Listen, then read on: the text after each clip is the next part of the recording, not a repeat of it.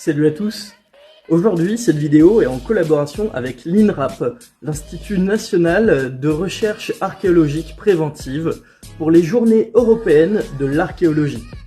Pour commencer, il ne faut pas confondre l'archéologie, qui est l'étude des traces laissées par les humains dans le passé, et la paléontologie, qui est l'étude des fossiles.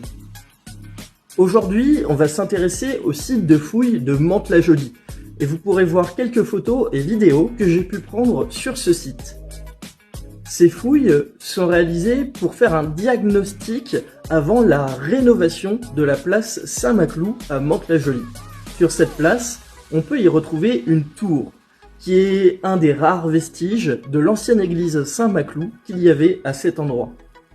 Cette église a été construite au XIVe siècle, et comme il est de coutume à l'époque, le cimetière paroissial était placé juste à côté.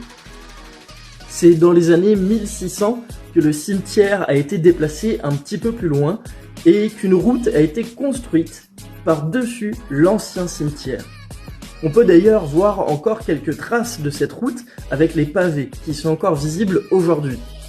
Vous le savez très certainement, mais après la Révolution française, de nombreux édifices religieux ont été saccagés. Et l'église Saint-Maclou n'y fait pas exception. C'est donc en 1805 que cette église est partiellement détruite, à l'exception de la tour. Mais évidemment, il y avait d'autres bâtiments à proximité, comme par exemple des habitations. Grâce aux fouilles, les caves des anciennes maisons ont pu être redécouvertes. D'ailleurs, une des grandes particularités de ces caves est qu'elles sont voûtées. On peut le voir grâce à l'angle que prennent le haut des murs, comme vous pouvez le voir juste ici.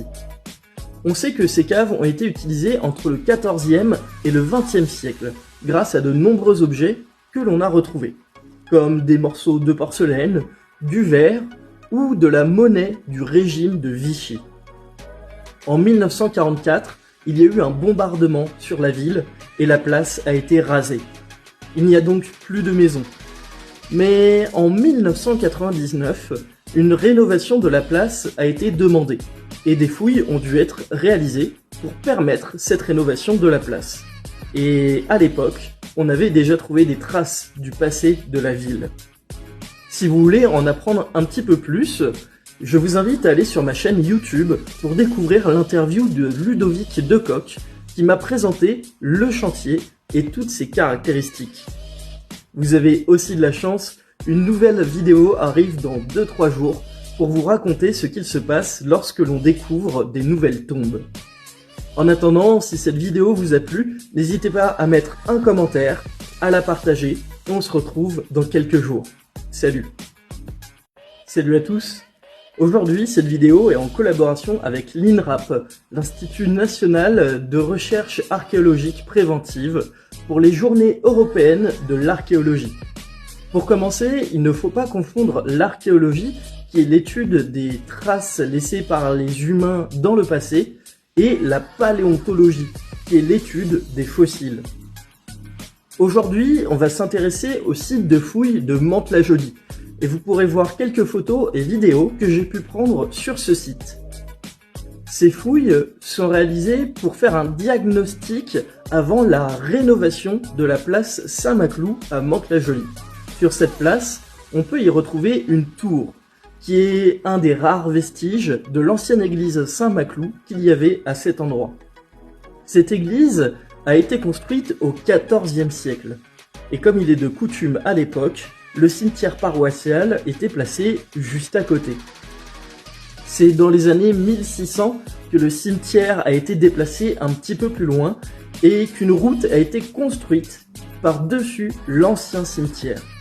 On peut d'ailleurs voir encore quelques traces de cette route avec les pavés qui sont encore visibles aujourd'hui. Vous le savez très certainement, mais après la Révolution française, de nombreux édifices religieux ont été saccagés. Et l'église Saint-Maclou n'y fait pas exception. C'est donc en 1805 que cette église est partiellement détruite, à l'exception de la tour. Mais évidemment, il y avait d'autres bâtiments à proximité, comme par exemple des habitations. Grâce aux fouilles, les caves des anciennes maisons ont pu être redécouvertes. D'ailleurs, une des grandes particularités de ces caves est qu'elles sont voûtées. On peut le voir grâce à l'angle que prennent le haut des murs, comme vous pouvez le voir juste ici. On sait que ces caves ont été utilisées entre le XIVe et le XXe siècle, grâce à de nombreux objets que l'on a retrouvés, comme des morceaux de porcelaine, du verre ou de la monnaie du régime de Vichy. En 1944, il y a eu un bombardement sur la ville et la place a été rasée. Il n'y a donc plus de maisons. Mais en 1999, une rénovation de la place a été demandée et des fouilles ont dû être réalisées pour permettre cette rénovation de la place. Et à l'époque, on avait déjà trouvé des traces du passé de la ville. Si vous voulez en apprendre un petit peu plus, je vous invite à aller sur ma chaîne YouTube pour découvrir l'interview de Ludovic Decoq qui m'a présenté le chantier et toutes ses caractéristiques. Vous avez aussi de la chance, une nouvelle vidéo arrive dans 2-3 jours pour vous raconter ce qu'il se passe lorsque l'on découvre des nouvelles tombes. En attendant, si cette vidéo vous a plu, n'hésitez pas à mettre un commentaire, à la partager, et on se retrouve dans quelques jours. Salut!